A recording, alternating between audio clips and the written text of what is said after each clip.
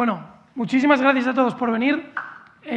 Muchísimas gracias a todos los que habéis hecho posible. Detrás de este papelillo que tenéis en vuestros asientos tenéis una versión del programa. La habréis visto, ojearla, hay datos interesantísimos. Bueno, detrás de este papelillo hay muchísima gente, muchísimas personas que han trabajado durante muchísimo tiempo. Estos son datos que hemos ido recogiendo y recopilando durante varios años de legislatura y de verdad que hay muchas personas detrás de esto y lo que hoy vamos a exponer aquí realmente es el esfuerzo de muchísimos, de todo el partido en general, pero también de muchas personas en particular que han colaborado muchísimo. Así que muchísimas gracias a ellos y muchísimas gracias a vosotros por estar hoy aquí. Vamos a exponer este programa político, este programa económico y de vivienda, que en realidad recopila algunas de las medidas que ya hemos ido anunciando, algunas las concretamos más, otras las desarrollamos y además de eso hacemos un análisis económico, unas cifras de dónde sale, de dónde viene y hacia dónde queremos ir o en negativo, qué es lo que no queremos que se siga repitiendo. Como premisa y como punto de partida tenemos que entender que la situación actual que vivimos, muchos de vosotros que estáis aquí, os veo, a muchos de vosotros os conozco, a algunos familiares incluso, muchísimas gracias, que vemos que había una España en la cual la gente podía prosperar, había una España en la que teníamos capacidad para crecer, para ahorrar, para prosperar, para formar una familia y esa España a día de hoy aparece devastada. Esa España a día de hoy ni está ni se la espera. Los jóvenes de hoy en día caen muchísimos de ellos en el desaliento. Quienes tengáis hijos entre los 18 y los 30 años, veis que hay grandísimas dificultades para comprar casa, tener un trabajo estable, tener un salario digno, formar una familia. Esa España parece hoy un campo yermo.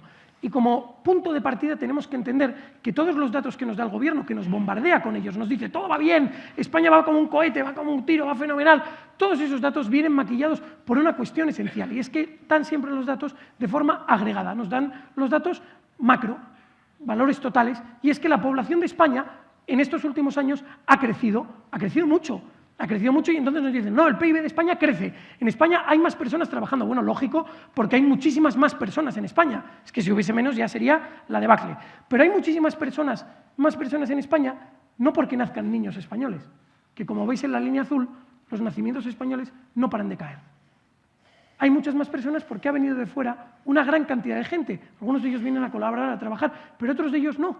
Y nos vienen diciendo y nos repiten sistemáticamente que estas personas vienen a pagar las pensiones. Bueno, esto no es correcto y no es cierto. Y ahora os iremos explicando un poco el porqué. Para que veáis, saliendo de los datos macro y yéndonos a per cápita, por persona, cada individuo, el PIB de los españoles, la riqueza de los españoles, con respecto a la de Estados Unidos, que durante muchos años ha sido siempre el foco en el que veíamos los análisis económicos de Occidente, no para de caer desde el año 2007. Nos íbamos acercando, el PIB per cápita de un español representaba en el año 2000 el 40%, es decir, generábamos el 40% de riqueza de la que generaría un estadounidense. Nos fuimos acercando casi hasta el 75 y desde entonces no paramos de caer. Estamos hoy en niveles inferiores a los del año 2000, 23 años de pérdida de riqueza y de pérdida de poder adquisitivo en España. Y esto lo vemos si analizamos el salario medio real, salario medio, los salarios, ¿cuánto cobra un español? Salario medio real, quiere decir que descuentas toda la inflación que se ha ido produciendo y lo ponemos en 1993, es decir, nos vamos a 30 años atrás. Bueno, los salarios medios reales en España llevan estancados 30 años. Ahí veis a España. Ahí veis a España, esa barrita pequeñita es el crecimiento del salario medio real de España.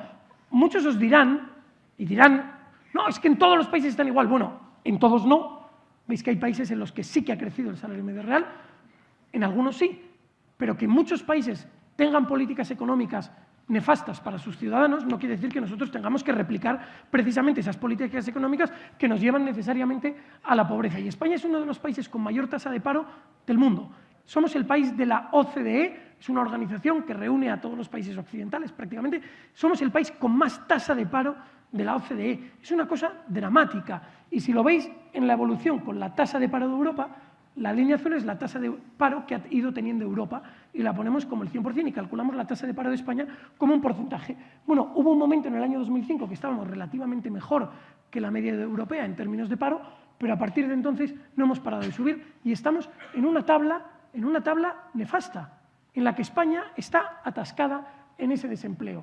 La renta disponible per cápita, es decir, el dinero que tenemos en el bolsillo, lo que tenemos de verdad para vivir, para gastar, para comprar, para crecer, ese dinero está también totalmente estancado desde el año 2008. El año 2008 hemos tomado como base 100, está totalmente estancado y esto es en paridad de poder adquisitivo. Estamos calculando que los gastos de vida en todos los países de la Unión, en todos estos países que os incluimos, fuesen idénticos, ¿vale? Suponiendo que esos gastos fuesen idénticos, la situación es que España está totalmente estancada. Algunos países como Austria o Italia están en una situación peor, pero es que la inmensa mayoría están en una situación muchísimo mejor. La capacidad adquisitiva de los españoles va fatal. Y aquí nos encontramos con que en esta situación el coste de vida, el precio de los alimentos, uno de los indicadores básicos, está disparado, sobre todo desde el año 21. Fijaos cómo ahí, ¡pa!, la curva se va para arriba. Tanto es así que nos encontramos con una situación que en España nunca jamás se había visto. En España están cambiando los patrones de consumo. Sabéis que España, la dieta mediterránea, en España se consumía pescado fresco, verduras, frutas y hortalizas, muchísimo. Pues están cambiando los patrones de consumo agregados.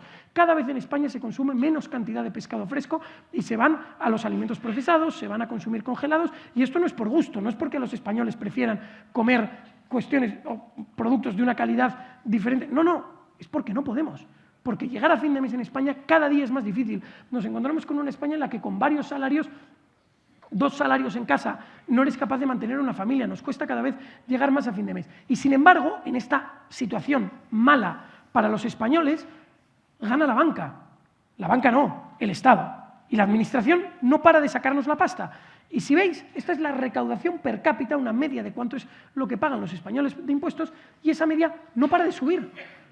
Entonces, cuando a vosotros cada vez os va peor, cuando cada vez podéis llegar con más dificultades a fin de mes, cada vez podéis ahorrar menos, la renta disponible es menor, sin embargo, los impuestos cada vez son mayores. Esta es un ticket de la compra de Mercadona del año 2004. 8.600 pesetas. 8.600 pesetas, 50, 60 euros. Hoy en día, con eso, no llenas la nevera. Y sin embargo, mirad, en el año 2004 eras capaz de llenar la nevera, de mantener a tu familia con la mitad de la mitad de la mitad de los costes. ¿Qué pasa hoy en día? Que esto ya no sucede. Nos encontramos en una España que ha perdido riqueza, que ha perdido poder adquisitivo, que ha perdido al final, que ha perdido todo salvo el Estado. El Estado cada día es más grande, el Estado cada día le va mejor.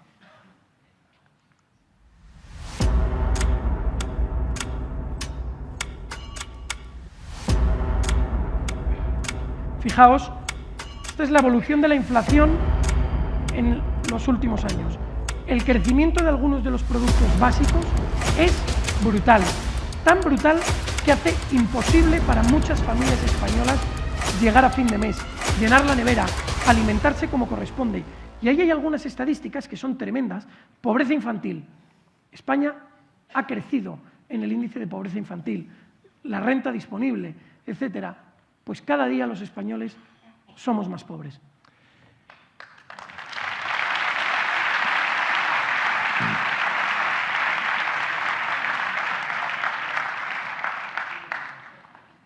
Buenos días. Decía José María que qué había pasado en los últimos años. Pues lo que ha pasado es que nos han robado la España feliz, que cada vez con menos dinero en el bolsillo, con menos capacidad para ahorrar, también tenemos menos capacidad para poder planificar nuestra vida y, por tanto, para poder tener una vivienda y una casa y, en definitiva, un proyecto estable.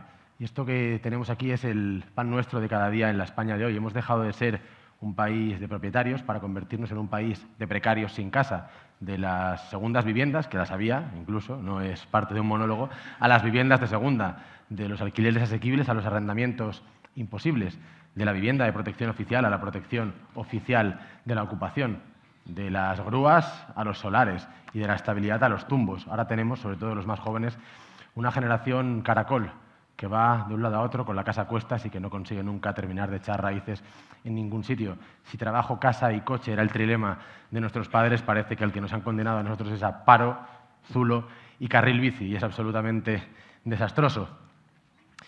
Y hay muchos jóvenes aquí acompañándonos esta mañana, y lo cierto es que la mayor parte de ellos, por no decir todos o casi todos, habrán nacido en un hogar en propiedad y habrán disfrutado de las ventajas, de las virtudes, de las bondades asociadas a ello. Estabilidad, mismo barrio, mismo colegio, mismo grupo de amigos, capacidad de ahorro de los padres, familias fuertes, seguridad residencial. Y ahora tenemos justamente lo contrario. En solamente 14 años ha caído a la mitad el número de españoles jóvenes que pueden comprar una vivienda. También ha caído el número de españoles de renta media y de renta baja que pueden comprar una vivienda. Y si uno lo mira en el salario bruto anual, en los años 90, adquirir un piso era 3 años y medio, actualmente en las principales ciudades está por encima de los 10 años. Y claro, las casas que no compran los españoles no se evaporan, no se caen, no desaparecen, las compran otros. Las compran grandes, las compran de fuera. Si veis, en el año 2008 solamente el 5% de las operaciones de compra-venta que se producían en España las hacían extranjeros. En la actualidad ya es el 20%. 1 de cada 5 viviendas que se compra en nuestro país la compran extranjeros. Y si acudimos a datos como de qué forma se compran las viviendas, nos encontramos que hoy en día 6 de cada 10 operaciones inmobiliarias se hacen a tocateja. Si yo pienso en mis amigos, no conozco a nadie que esté ni siquiera pudiendo comprar casa. Y resulta que 6 de cada 10 de las casas que se compran hoy en España se compran sin necesidad de una hipoteca. En medio, lo que está pasando es absolutamente un despropósito. Y claro, se nos ha estado contando que lo bueno era vivir de alquiler, que así seríamos más europeos, que seríamos más libres, más flexibles y más autónomos. Lo que no nos contaban es lo que venía detrás de la promoción insensata del alquiler. En la actualidad, el 40% de los inquilinos en España destina más del 40% de sus ingresos mensuales a pagar el alquiler. Pero en Madrid, en Málaga, en Valencia o en Barcelona es incluso hasta el 60%. El 45% de los inquilinos en nuestro país está en riesgo de exclusión social y si un joven quisiera emanciparse en solitario, tendría que destinar más del 100% de su sueldo a pagar el alquiler y los suministros básicos asociados a la vivienda. El resultado de todo esto es el que ya conocéis: retraso histórico en la edad de emancipación y récord de españoles viviendo en casa de sus padres. Solo 15 de cada 100 españoles menores de 30 años vive fuera de casa. Y hay que ver cómo viven esos 15, ¿no? Porque aquí tenemos en pantalla cuáles son las edificantes y muy progresistas soluciones habitacionales que se les están ofreciendo hoy a los españoles. Zulos a precio de mansión, mini pisos, experiencias de hacinamiento, pisos patera, cápsulas para dormir, casas barco en Canarias, parejas durmiendo en autocaravanas en Málaga, en el puerto de Barcelona. Claro, esto es un cambio tan drástico. Si uno se pone en la piel de hace 20, 25 años y se imagina que esto es lo que venía después, le parecería una distopía. Y lo es. Y lo es. Y lo cierto es que, por mucho que traten de endulzarlo con nombres repipis y cursis, como coliving, es miseria y es pobreza. Y el coliving es un piso compartido, es estar compartiendo la balda de la nevera y haciendo turnos para entrar a ducharte con perfectos extraños con los que no compartes absolutamente nada. Es tener al otro lado del pladur a alguien que no sabes quién es. Y claro, la edad media de una persona que hoy habita un piso compartido es 34 años y medio. Hace muy poquito estaba por debajo de los 30 y hace un poquito más estaba por debajo de los 25. Hoy es 34 años y medio. Si esa es la media, pensemos cuántas personas por encima de los 40 años tienen su proyecto vital absolutamente empantanado, estancado, truncado, y cuántos están pudiendo o no tener hijos y brindar a esos hijos una estabilidad que hoy es una absoluta quimera. Y en esta situación muchos pensaréis, nos dicen, no, bueno, igual es que la administración se ha apretado el cinturón. Estamos peor, sí, porque hemos pasado una época de adelgazamiento del gasto. Es mentira, porque la deuda de las administraciones públicas no deja de crecer. Tanto es así que se ha multiplicado exponencialmente. ¿Lo veis? Entre el año 2007 y el año 2024 no hemos sido capaces de darle la vuelta a la tortilla. Y cada español tiene a día de hoy una deuda a sus espaldas de 33.000 euros en deuda pública. Cualquier chaval que nazca hoy nace con una hipoteca de 33.000 euros. Pensad lo que supone eso, 33.000 euros. Para cualquiera de vosotros, aterrizadlo, ponedlo en la cabeza. Pensad qué haríais hoy, qué podríais hacer si vuestros hijos, en vez de tener una deuda de 33.000, tuviesen esos 33.000. Podrían probablemente comprar esa casa a la que hoy no pueden acceder. Podrían probablemente permitirse darle una educación a sus hijos, ir a estudiar idiomas, estudiar lo que sea. 33.000 euros por cada niño en España. Pensad que España, con el ritmo de endeudamiento que lleva, cada día se endeuda en 200 millones de euros adicionales. Cada día. Cada día. Es que si eso lo dividimos en los 15 minutos que ha estado Isabel hablando y enseñándonos esos vídeos, la deuda de España se ha incrementado en 2 millones de euros. 2 millones de euros. Es que poned las cantidades que, como siempre nos dicen, ellos hablan en términos macro. Ellos te dan unos volúmenes que no somos capaces ni de pensar. Tratad de ponerlo sobre el terreno. La situación es absolutamente delirante. Y en esta situación de empobrecimiento, de endeudamiento, lo cierto es que los sectores productivos de España cada día están peor. Estos sectores productivos son los que nos garantizarían el futuro. La industria no para de caer. No para de caer. El valor añadido bruto de un país se calcula como todas aquellas actuaciones que tienen dentro del país que generan parte del valor añadido, parte del crecimiento del PIB de cada año. La participación de la industria en este indicador valor añadido bruto cae sistemáticamente. Desde 1980 hasta hoy, la industria cada vez tiene menor peso en el valor añadido de España. Y esto es un desastre, porque esto es una sentencia de muerte para el futuro. El índice de producción industrial que pega ese bajón, ¡pum!, y nos encontramos hoy en el año 23 por debajo de los niveles de los 90. Es una situación dramática, pero también en el campo estamos cada vez peor. El número de explotaciones agrícolas que hay en España no para de caer desde el año 2003. 20 años de sistemática pérdida de industria, de empresa en el campo español, que tradicionalmente fue una zona de generación de riqueza. Cualquiera de vosotros que tenga raíces en zonas agrícolas sabrá que durante muchos años se decía, oye, aquí hay mucho dinero, aquí hay mucha prosperidad. Pues cada vez hay menos. La producción española, fijaos, las exportaciones de tomate español, porque esto luego, la pérdida de industria, la pérdida de empresas en el sector agrícola tiene un impacto, y es que las exportaciones del tomate español no paran de caer. ¡Pum!, para abajo, en toneladas, ¡pum!, para abajo. Y muchos diremos, bueno, ¿será que la economía se está reestructurando, que España está yendo a otros sectores? No, lo que está haciendo es importarlo. Y lo que antes se producía en España, ahora se empieza a importar. En esta gráfica tenéis la evolución de las importaciones de tomate marroquí. Es que esta es la situación. Cada vez que una industria, la planta de vuestra zona que desapareció, no es que desaparezca, porque el aluminio se sigue consumiendo. Lo que pasa es que lo producen en China o lo producen en la India. Ahora que nos dicen el sector del automóvil en España está fatal y de repente vemos que por las carreteras hay unos automóviles nuevos que no reconocemos, son automóviles chinos, que vienen importados directamente desde allí. Y lo que antes se producía aquí, de repente, pues ya no. Ahora se importa directamente. Los de aquí se van al paro y los de atrás a producir. Y claro, uno podría pensar, si cada vez pagamos más impuestos, si cada vez tenemos menos dinero en el bolsillo y cada vez recauda más el Estado, la única parte buena será que al menos tendremos mejores servicios. Ya hemos visto antes el vídeo que ha presentado Isabel, que lo que nuestros políticos deciden gastarse el dinero que tanto le cuesta ganar a los españoles no es precisamente en sanidad, educación, en justicia, en carreteras. Más bien vemos lo contrario.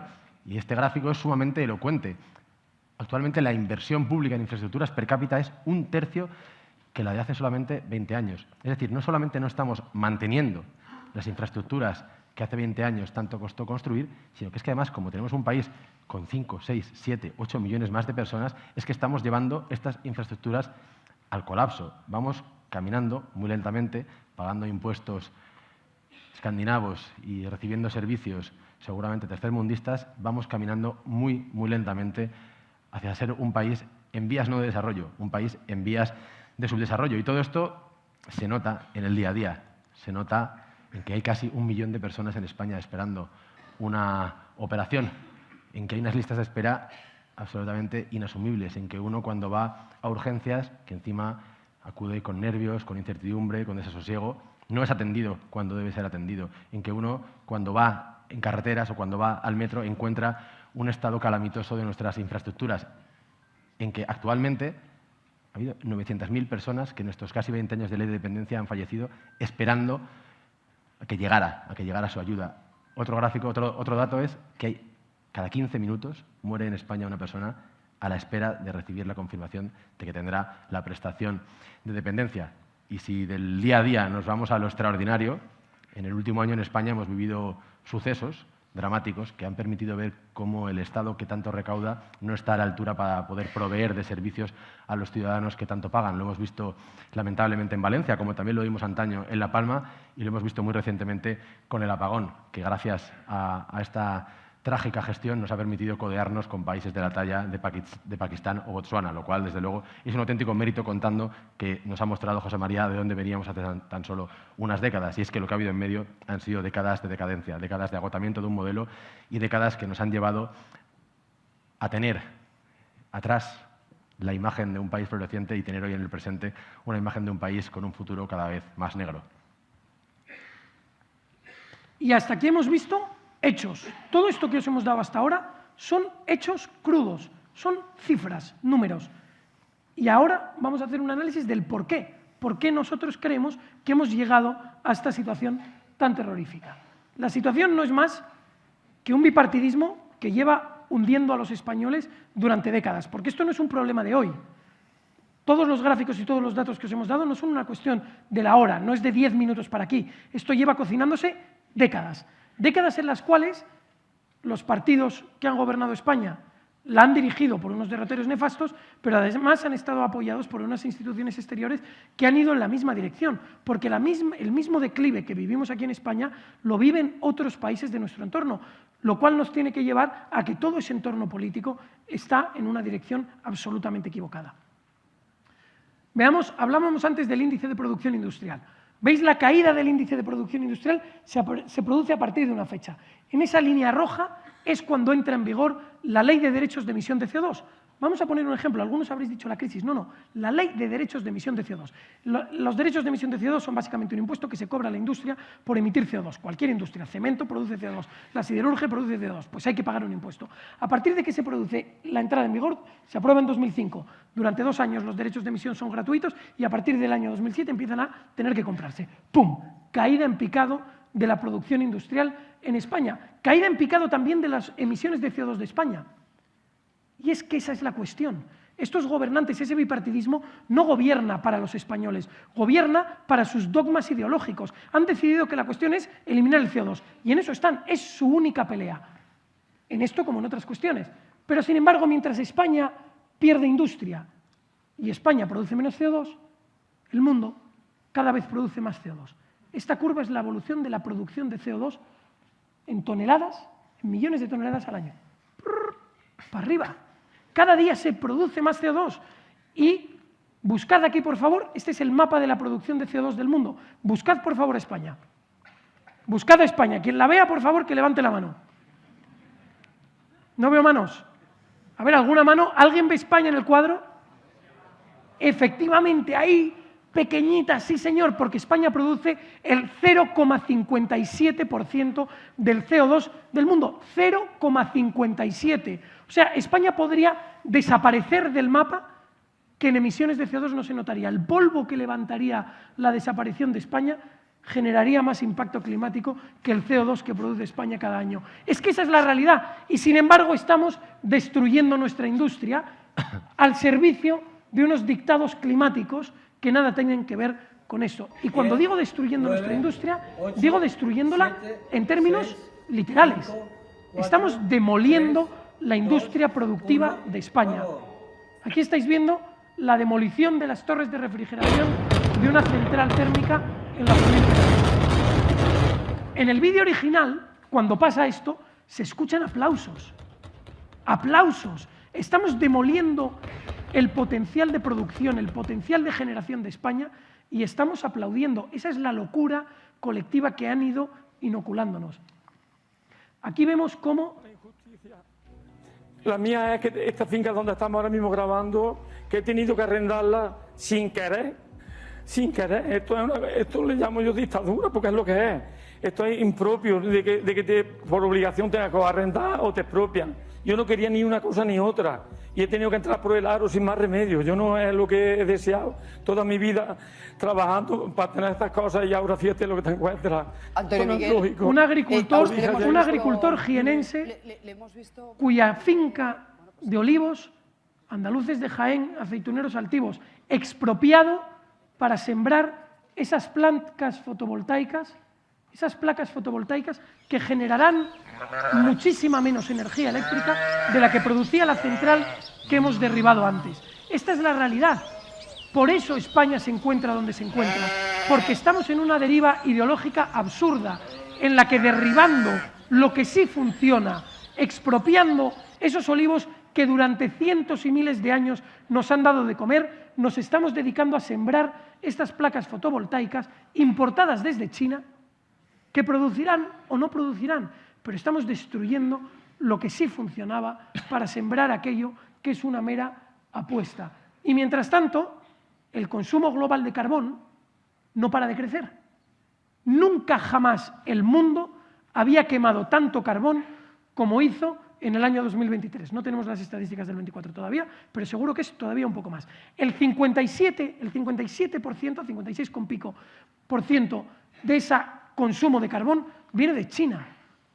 Todo lo que estamos desmontando aquí en España, todo se replica ipso facto en China, para beneficiarles a ellos y para comprarlo nosotros con nuestro dinero, siendo cada vez más pobres. Más pobres en una situación de una recaudación total que no para de crecer. No solo la recaudación per cápita, también la recaudación global crece sin freno. Y crece sin freno para dedicarla, como hemos visto antes, gasto público creciente, brutal gasto público, que se multiplica, dividido en niveles administrativos que son prácticamente inexaminables y que se reparte en cuestiones, algunas de ellas sí fundamentales, pero otras tantas, como habéis visto en los vídeos que Isabel os puso, absurdas. Pero es que a nivel macro, en el presupuesto general del Estado, los últimos aprobados, hay una partida de 32.000 millones de euros para subvenciones directas, para las subvenciones de menos de 100.000, porque las de más de 100.000, porque las de menos de 100.000 no aparecen en el radar. 32.000 millones de euros, 15.400 millones de euros en aportaciones presupuestarias a empresas públicas. Son conceptos diferentes de las subvenciones. RTV, Renfe, Ineco, donde tenía Ábalos a sus amigas enchufadas, Traxa, etcétera, etcétera. 4.500 millones de euros que se van a cooperación internacional. O sea, el Ministerio de Aguas de Marruecos recibe agua de España, recibe dinero de España. Determinadas alcaldías en Honduras, en Nicaragua, reciben dinero de España. En Perú reciben dinero de España. Dinero que no redunda en nada en el beneficio de los españoles. Hay un análisis del Instituto de Estudios Económicos que cifra en 60.000 millones de euros las ineficiencias del sistema. Hacen un análisis bastante detallado de los procesos administrativos en España y calculan que hay 60.000 millones de euros en redundancias. 130.000 millones de euros que van dirigidos a las comunidades autónomas que no se destinan a sanidad, educación, justicia ni dependencia. Cuestiones no esenciales. 130.000 millones de euros que se dedican a cuestiones no esenciales. Pensadlo, hay 180.000 millones de euros, más esos 60.000 de ineficiencias, 240.000 millones de euros en los que España podría empezar a tirar de la manta. Esto no quiere decir que de un día para otro, ¡pum!, les pegues. No, quiere decir que son gastos entre los cuales el 90% son absolutamente prescindibles y son absolutamente innecesarios para el bienestar de los españoles. Y así nos encontramos en una España en la que los salarios se mantienen absolutamente planos. En la línea azul tenéis el salario real de los españoles y mientras tanto el gasto en pensiones se dispara. Y esto tiene varias lecturas. La primera lectura es que la economía real española está absolutamente estancada. Y nadie nos dice, nunca, cuando repiten, no, esa inmigración masiva es necesaria para que os paguen las pensiones. Nadie nos dice que los pagos de las pensiones, la recaudación para las pensiones, no es solamente el número de cotizantes, no es solamente el número de personas, es el número de personas multiplicado por el salario que perciben. Si el salario está plano, la recaudación queda plana. Lo que tenemos que conseguir es que los salarios españoles crezcan. Esa es la senda hacia la que tenemos que ir. Y mientras tanto tenemos un sistema de pensiones disparado que está en la actualidad en absolutos números rojos. La línea roja es el patrimonio neto de las pensiones. Un sistema de pensiones que si en alguna época fue garantía de futuro para el retiro de los españoles, los partidos que han gobernado España durante décadas lo han saqueado y lo han hundido. En el año 95 se constituye en el Parlamento, aquí en España, en Madrid, lo que se llama la Comisión del Pacto de Toledo. Es una comisión que se celebra a puerta cerrada, no se graba, no se toman actas de lo que se dice, pero en la sesión constitutiva sí se recogió un acta. Y en ese acta detectaron en el año 95 todos los problemas que enfrenta el sistema de pensiones de hoy en día. Todos ellos. Y desde el año 95 hasta hoy no han hecho absolutamente nada. Han quebrado el sistema de pensiones y así nos encontramos en esta situación en la que el patrimonio neto de las pensiones está en absolutos números rojos. Y claro, nos prometieron que quien vendría a salvar toda esta situación cada vez peor sería la inmigración, una inmigración masiva que sería la panacea o el maná. No hace falta acudir a ninguna estadística, sino que hace falta escuchar a vuestros hijos, a vuestros hermanos, a vuestros amigos y vuestra propia conciencia para saber cómo todo esto ha sido en verdad muy falso. El coste de la inmigración ha sido tremendo en términos económicos, pero también lo ha sido en términos demográficos. En el año 96, hace 4 días, el 1% de la población residente en España era de origen extranjero, el 1%. Hoy es más, el 20%, y en algunos lugares, como Madrid o Barcelona, si cogemos solamente la franja de población entre 20 y 40 años, se acerca peligrosamente al 50%. Algunos que andan tan preocupados por encontrar la fecha del fin del mundo, por el cambio climático, tal vez deberían preocuparse más por encontrar la fecha del fin de España por sustitución demográfica. De hecho, algunos demógrafos han cifrado este momento en dentro de 2 décadas. En 2045, si no se hace nada para remediarlo, es decir, si no está Vox en medio haciendo cosas que permitan virar el rumbo actual, en 2045 los españoles seremos minoría en nuestro propio país. Y esto es un coste que es anterior al económico y muy superior al económico. Pero la cuestión es, ¿esto ha sucedido por azar? ¿Ha sucedido porque nos han echado mal de ojo? ¿Ha sucedido porque ha habido una plaga bíblica? ¿Porque ha habido mal tiempo? No, ha sucedido porque ha habido 2 o 3 décadas de trabajo concienzudo de demolición de la demografía española. 2 o 3 décadas de fronteras de plastilina, de regularizaciones masivas, de tentaciones y coqueteo con las ideas multiculturales, de regalo de nuestra nacionalidad, que se otorgaba como un premio en lugar de conservarla como un tesoro. Y claro, el resultado es que se ha generado un efecto llamada formidable. Cada vez más personas, como se puede ver en el gráfico, y hay quien pretendía, muy irresponsablemente, que esto no iba a tener ningún impacto en el resto de áreas de la vida social. Ahora hablamos de que en España hay salarios muy bajos y condiciones laborales tremendamente depauperadas.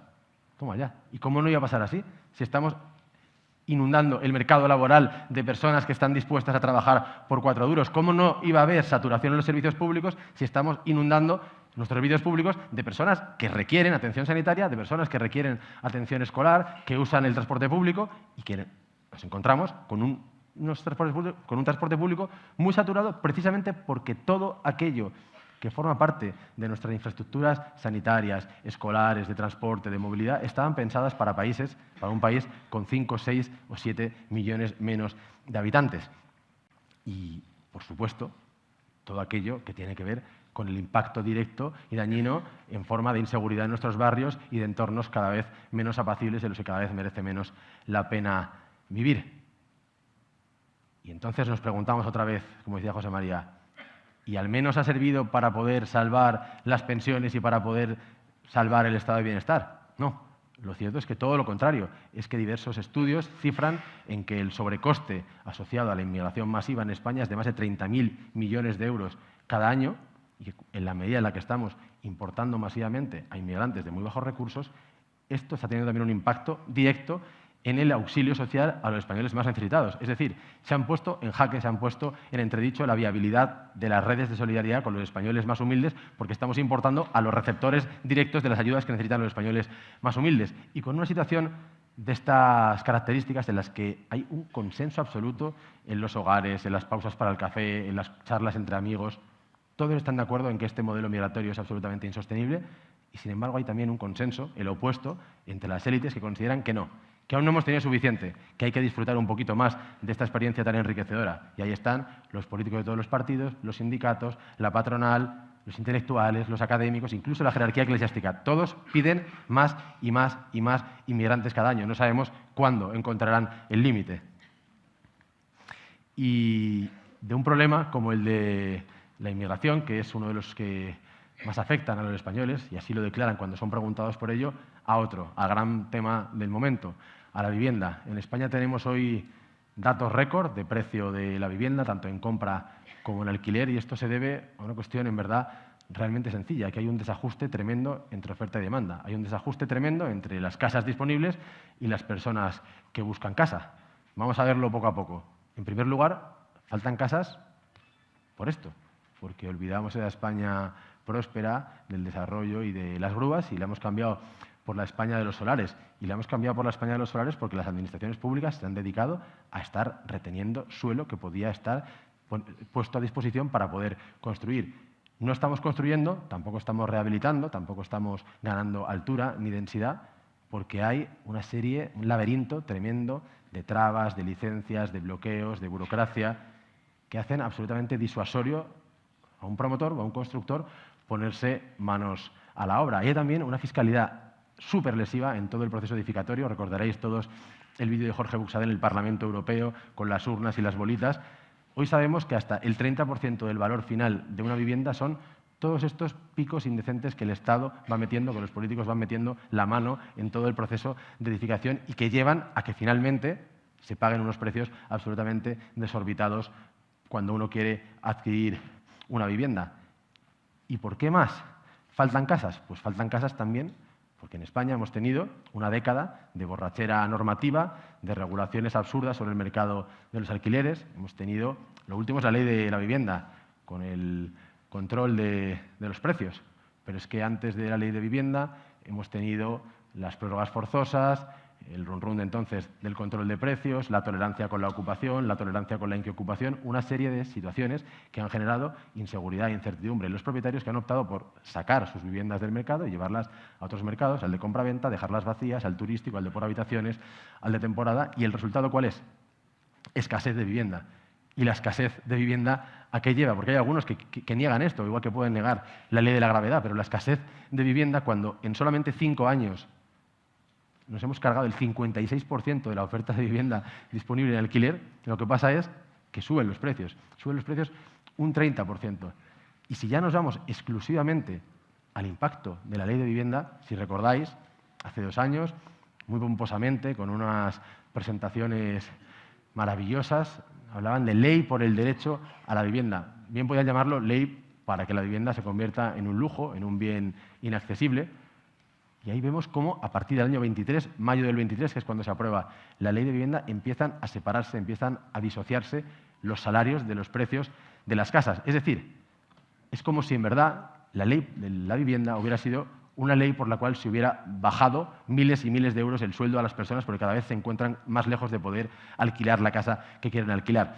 Y claro, la situación que queda detrás de todo esto, cuando hay escasez, son los castings inmobiliarios, las colas que dan la vuelta a la manzana cada vez que se sube a Idealista un piso de buenas condiciones y que es más o menos asequible de precio, los pisos compartidos y experiencias que más temprano que tarde, estoy convencido de ello, nos llevarán en España, si no hay un cambio de rumbo, a situaciones de chabolismo como las que se vivieron hace muchas décadas. Y claro, para poder paliar esta falta de vivienda, en otros momentos de nuestra historia ha habido herramientas maravillosas, muy eficaces, que permitieron popularizar el acceso a la vivienda en propiedad. Entre los años 50 y la crisis de 2008 se hicieron en España 6,8 millones de viviendas protegidas.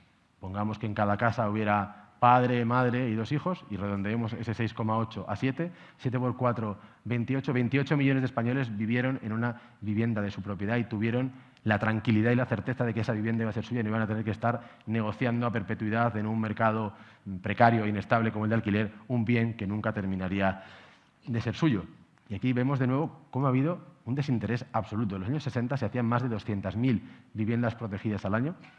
En los años 80, más de 100.000, entre los 90 y los 2000, 50.000, y ya en la actualidad menos de 10.000.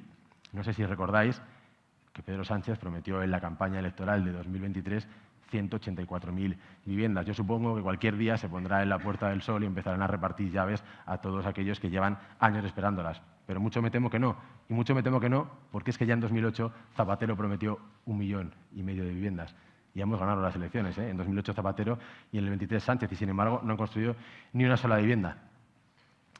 Y el resultado es este, el que no podía ser distinto.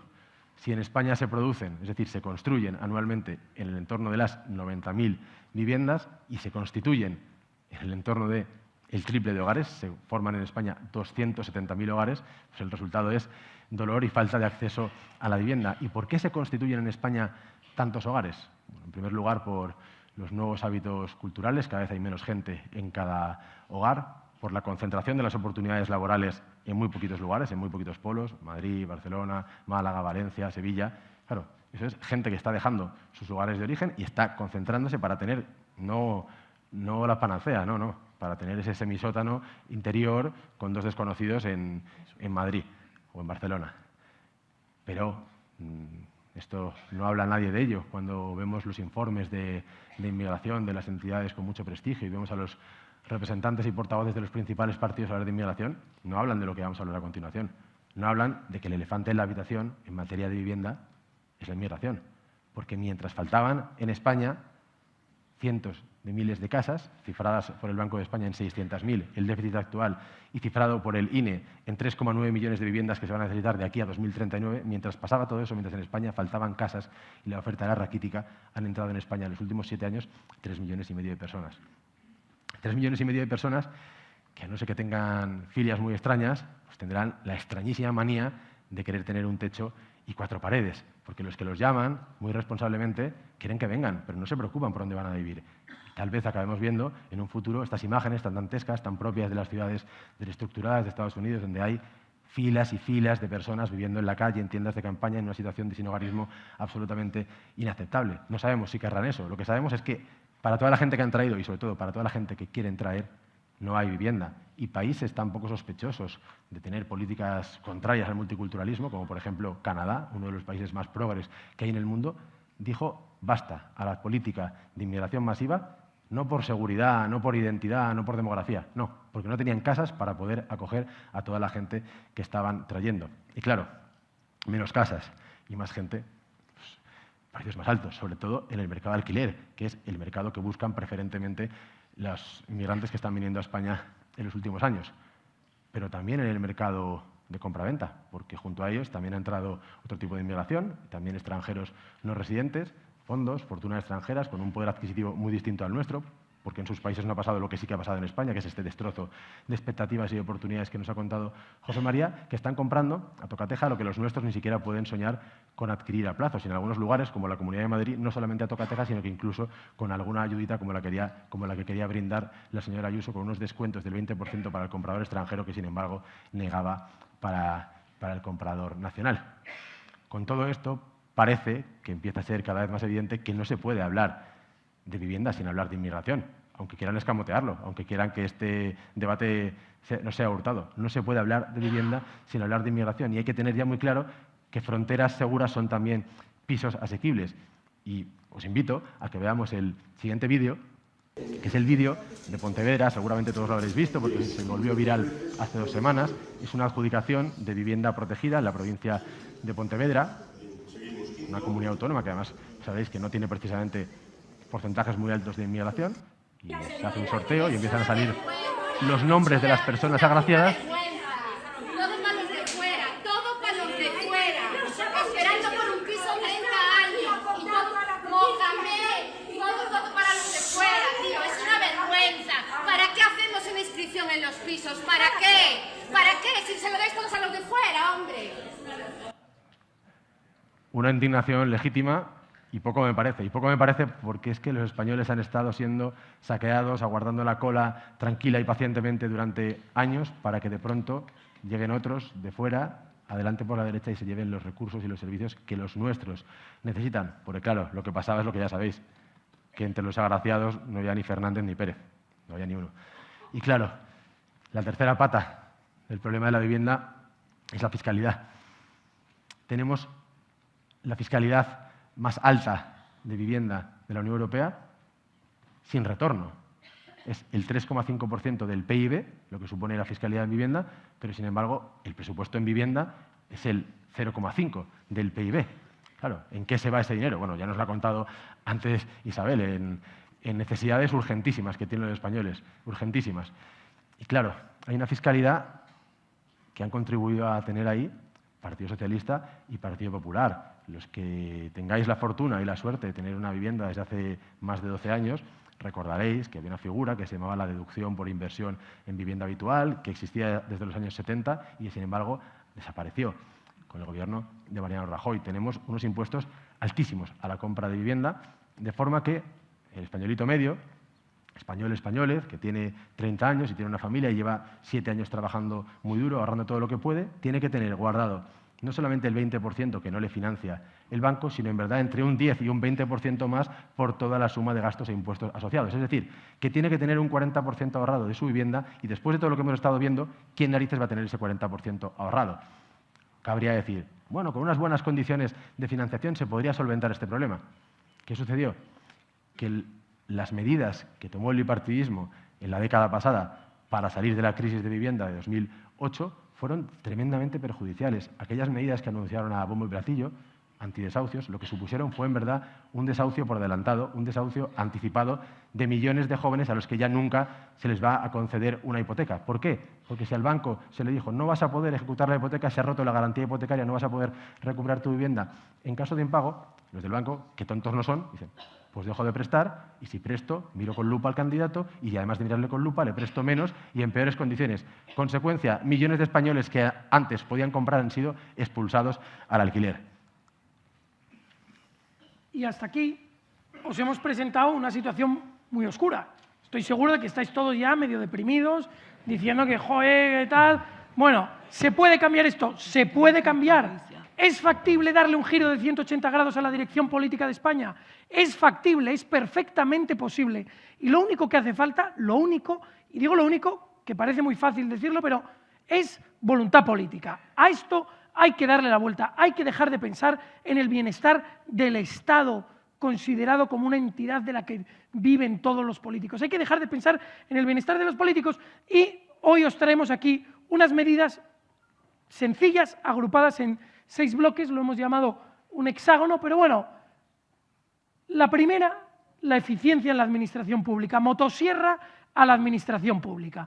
Tenemos aquí derogar 3 normas por cada una, que vayamos a publicar, reducir la maraña burocrática, reducir la burocracia, una única base de datos. Oye, ¿cuántas veces os ha pasado que vas a pedir una licencia y te dicen, dame tu partida de nacimiento, dame el DNI, el no sé qué? Digo, oiga, pero si todo lo tiene usted, es que me están pidiendo infinitos papeles, infinitos documentos, el alta como autónomo, un documento que acredite que estás al día del pago de las cuotas de la Seguridad Social. Oiga, pero que ese documento me lo va a expedir usted. O sea, yo tengo que pedirle que me lo expida para acto seguido dárselo. Absurdo. En fin, silencio administrativo positivo, declaración responsable como norma, impulsar el uso de la inteligencia artificial generativa para agilizar trámites burocráticos. En algunos ayuntamientos, muy puntualmente, ya se está utilizando para casi automatizar algunos trámites que a día de hoy llevan días. Rebaja drástica y masiva de impuestos. La propuesta de la reducción del IRPF, que hemos expuesto en innumerables ocasiones. 22.000 euros exentos, un primer tramo al 15%, un segundo tramo al 25% y 4 puntos porcentuales menos por cada hijo que tengas. Reducción del IVA, revertir la subida del IVA de Mariano Rajoy. Reducir el impuesto de sociedades, autónomos, igualar el plazo, esto es fundamental, el plazo del pago del contribuyente al plazo del pago de la administración pública. Si a día de hoy la administración pública te debe dinero por la renta, ¿a cuántos de vosotros os sale a devolver la declaración de la renta? ¿A cuántos? Manos arriba, a ver. Bueno, bastantes. Pues la administración tiene hasta 6 meses para pagaros, sin intereses. Ahora, ¿quiénes de vosotros sois autónomos? ¿Algún autónomo? ¿Qué pasa si te pasas un día con la liquidación del IVA? ¿Qué pasa? Esto es absolutamente injusto y tenemos que darle la vuelta. Y incorporar las cotizaciones a la Seguridad Social a cargo de la empresa en el pago de la nómina, que cuando te paguen tú seas perfectamente consciente y veas el dinero que la administración pública está robándote como cotizaciones a la Seguridad Social a cargo de la empresa. En torno a un 30% de tu sueldo, quienes seáis asalariados, lo paga la empresa a la Seguridad Social de forma directa. Y esto es fundamental que lo veamos. ¿Para qué? Para que sepamos cuánto nos cuesta el Estado. Porque si no sabes cuánto te cuesta, tampoco sabes cuánto exigirle. Tenemos que volver a saber cuánto nos cuesta. Y estas medidas, que mucha gente, mucho listillo por ahí, criticará, no dan una cuantificación económica. Hemos cuantificado económicamente, en el papel lo tenéis, cuál es el coste real de estas medidas que proponemos. Y si os fijáis, el coste real está perfectamente equiparado, ¿no? Se puede equiparar perfectamente con las reducciones de gasto que antes hemos expuesto. Una reducción radical de los gastos. Tenemos que acabar con todas las chorradas que se pagan y centrarnos en lo esencial.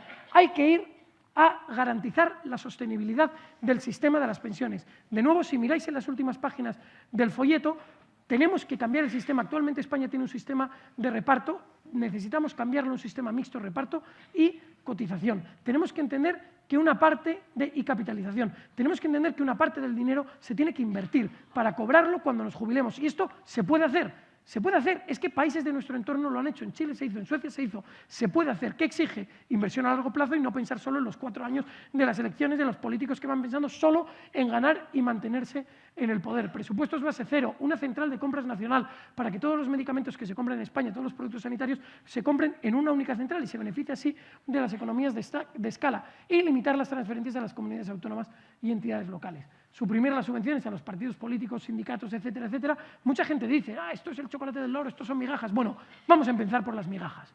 Vamos a empezar por las migajas y luego iremos a por lo demás. Pero para empezar, las migajas. Como decíamos antes y antes lo indicasteis, en Castilla y León, mientras estaba Vox en el gobierno, se recortaron las subvenciones a los sindicatos. ¿Y qué pasó? Que no dijeron ni pío, porque estaban ocupados en hacer ERES y expedientes de regulación de empleo y tenían que ponerse a buscar curro, que eso es lo que tienen que hacer. Y sin embargo, en cuanto acaba de salir Vox y entra el PP, ¿qué hacen? Devolver automáticamente todas las subvenciones a los partidos políticos y los sindicatos, porque en el fondo entre ellos se entienden. Y eliminar todas las aportaciones a empresas públicas y revisar la cooperación internacional. Industria, retirar la adhesión de España de todos estos tratados internacionales que están hundiendo nuestra industria. Y de nuevo muchos dirán, no, es que esos son tratados internacionales, no se puede. Se puede. ¿Sabéis el ejemplo más claro? El actual gobierno socialista ha sacado a España del Tratado de la Carta de la Energía. ¿A qué eso nos lo dicen? Lo ha hecho. ¿Por qué? Porque internacionalmente tenía una regulación que no le convenía. ¿Qué hace? España se va. ¿Por qué vamos a mantenernos en unos tratados que solo traen efectos perjudiciales directos para España y los españoles? Fuera.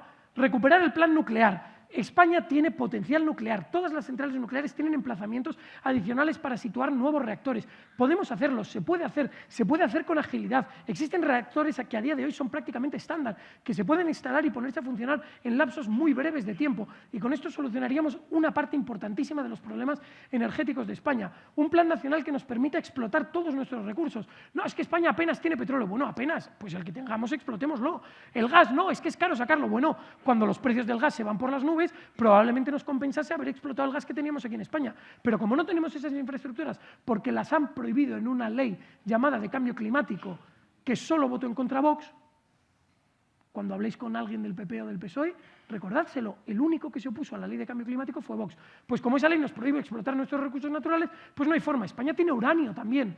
Podríamos tener toda la cadena de producción de la energía nuclear, desde la explotación hasta la generación de la energía. Sin embargo, por algún motivo este bipartidismo no quiere que lo tengamos. La industria agroalimentaria, un plan nacional del agua, el agua. Debemos aprovechar el agua que tiene España entre las cuencas hidrográficas. Esto no es una pelea entre tú o yo, es una pelea de un recurso nacional al que debemos darle una explotación lo más eficiente posible. Y esto tiene todos los aspectos del agua, desde pasar agua de aquellas cuencas que tengan un excedente, aquellas que sean deficitarias, hasta la renovación, limpieza y purificación de agua. Las depuradoras hay que intensificarlas, hay que utilizar ese agua para fines industriales. En fin, hay que hacer una gestión eficiente del agua que durante décadas no se está haciendo. Y hay que hacer control Z en materia migratoria, hay que volver al país que conocimos y hay que hacerlo comenzando con una palabra que se ha puesto de moda por cuestión de necesidad en las últimas décadas, que es remigración. Hay que empezar a hacer deportaciones masivas, hay que revertir todas las políticas de sustitución demográfica que ha hecho el bipartidismo en las últimas décadas. Regularización a regularización. Auditar exhaustivamente cada una de las concesiones de nacionalidad para ver cuántas hay que retirar. Hay que perseguir a las mafias de tráfico de personas, a las ONGs que se están lucrando, que son los negreros del siglo XXI. Hay que acabar de todas las formas posibles con el efecto llamada, estrangulando la financiación, estrangulando las subvenciones, reservando para los nacionales el acceso a ayudas, a servicios y a beneficios sociales. Hay que suspender la cooperación al desarrollo con aquellos países que no hacen nada para evitar que España y Europa queden inundados con inmigración ilegal, y hay que reservar también para los españoles aquellos incentivos y bonificaciones fiscales para la contratación. Y en materia de vivienda hay que ver de nuevo grúas construyendo y aviones deportando. pero hay que ver grúas construyendo y para ello hay que acelerar los procesos de transformación del suelo, hay que ampliar el suelo disponible, hay que terminar con ese secuestro que hacen del suelo las administraciones públicas. Por supuesto, hay que aligerar toda esa maraña, todo ese laberinto burocrático de trabas, de bloqueos, para que vuelva a haber seguridad jurídica en el proceso edificatorio para todos los actores del proceso y se pueda construir, y se pueda rehabilitar, y se pueda incrementar alturas, y se pueda ganar densidad. Y, por supuesto, en el mercado de alquileres hay que flexibilizar el mercado de alquileres, hay que terminar con toda esa zarandaja de regulaciones que solamente han llevado a que los propietarios tengan miedo, saquen su casa del mercado. Hay que conseguir que las casas vuelvan a estar en el mercado, que estén en el mercado de larga duración, en el residencial de larga duración, que es el único mercado que necesitan los españoles, y hay que conseguirlo, además, actuando de forma implacable contra la ocupación y contra la inquiocupación, que aquí PP y PSOE están también juntos siempre. Hay que conseguir un mercado un mercado de alquileres estable en el que se puedan conciliar, porque se pueden conciliar los intereses de arrendadores y arrendatarios, se puede defender la garantía en el cobro, la seguridad para recuperar la posesión de la vivienda y la seguridad jurídica que anhela un arrendador, y se puede promocionar e incentivar la estabilidad y la asequibilidad, que es lo que necesita un arrendatario. Y, por supuesto, inundar otra vez España de estos bloques de vivienda protegida, explorando cuantas fórmulas sean necesarias de colaboración público-privada, con avales, con subvenciones, con descuentos, con cesiones de suelo, con derecho de superficie. Y para esto hace falta presupuesto. Decíamos, el 1% de los presupuestos de todas las administraciones públicas, el 1% se destina a vivienda, siendo el principal problema hoy de los españoles. ¿Sabéis cuánto se destinaba en los años 60? El 13%.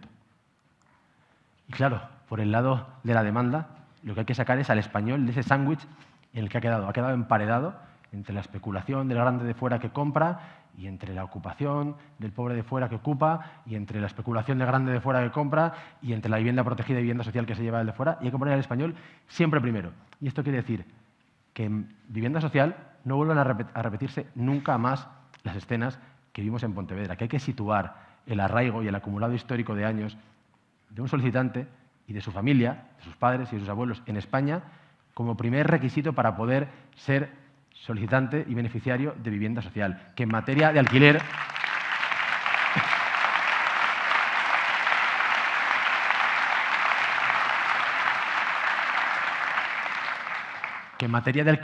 hay que perseguir el empadronamiento fraudulento, hay que prohibir el arrendamiento a inmigrantes irregulares, y que en materia de compra hay que atajar la adquisición masiva de vivienda por parte de grandes de fuera con una fiscalidad diferenciada. Y con ese dinero que se recaude, lo que hay que hacer es exenciones y bonificaciones fiscales para que sean los nuestros los que puedan comprar vivienda y no los de fuera, para que España vuelva a ser un país de propietarios y no el patio trasero de los ricos de todo el mundo. Y hay que hacer más cosas, hay que devolver las oportunidades a la España interior. Y diréis, ¿qué tiene esto que ver aquí con la vivienda? Pues tiene todo que ver, porque mientras no se solucione el problema del trabajo, el problema de las comunicaciones, el problema de los servicios, el problema de las oportunidades, en media España seguirá habiendo un problema de vivienda y un cuello de botella de vivienda en las principales ciudades. Y hay que responder también a esta necesidad. Y hay que tener una fiscalidad para volver a ser propietarios. ¿Qué es esto de que el Estado se lleve dinero con tu primera vivienda? Impuestos cero a la primera vivienda, IVA cero a la primera vivienda, reducción al mínimo posible del impuesto de transmisiones patrimoniales, y si no, que se posponga para que se pueda pagar 10 o 15 años después, porque ahí podrá pagarlo un joven que hoy, sin embargo, se encuentra con una barrera infranqueable si tiene que pagar ese impuesto que en algunas comunidades autónomas es superior al 10%. En el catálogo encontraréis todas las fórmulas fiscales que estamos proponiendo con mucho detalle para poder tener una fiscalidad que permita que España vuelva a tener un país de propietarios. Y en lo relativo a la financiación, dar la vuelta a lo que se ha hecho. Aquí hay que mirar muy bien y muy de cerca el caso de Hungría, que ha sido un caso de éxito. Mientras en España se desplomaba el número de españoles propietarios, en Hungría crecía. En Hungría, 9 de cada 10 ciudadanos, en Hungría, la terrible Hungría, 9 de cada 10 ciudadanos son propietarios, gracias en parte a esta fórmula de avales públicos para la compra de vivienda, que están vinculados también su devolución o su condonación parcial al número de hijos que se van teniendo, que es algo mucho más importante que devolver un crédito. Tener hijos y contribuir de esa forma al futuro del país.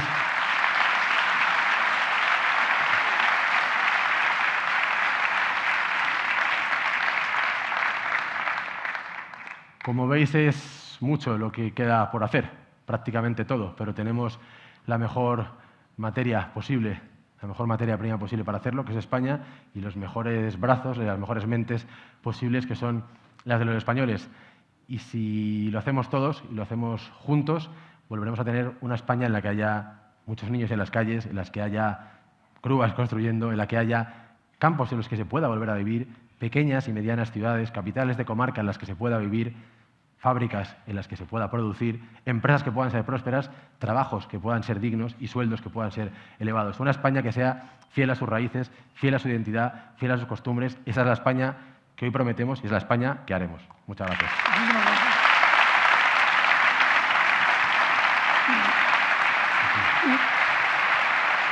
Bueno, muchísimas gracias a todos. Como ya os hemos dicho antes, este programa es el fruto de muchísimas horas de trabajo, de conversaciones. Hemos hablado con expertos en materia de vivienda, hemos hablado con expertos en materia de pensiones, con expertos economistas que nos han dado una pincelada y una visión de los análisis que ellos calculan, y uno de esos expertos nos ha mandado un mensaje. Arthur Laffer es un economista que desarrolló la llamada curva de Laffer, esa curva que hace un análisis en el cual cuanto más subes los impuestos, paradójicamente llega un punto en el que empieza a bajar la recaudación, porque básicamente asfixias al pueblo que se ve incapacitado de seguir pagando, y por el contrario, hay un efecto benéfico en la bajada de impuestos que lo que hace es, al contrario, incrementar la riqueza del país, que vuelve a prosperar. Os dejamos con el mensaje y muchísimas gracias a todos. My name is Arthur Laffer. I'm an economist here in the United States, and I have reviewed in quite some detail the Vox proposals for economic reform and a renaissance in Spain.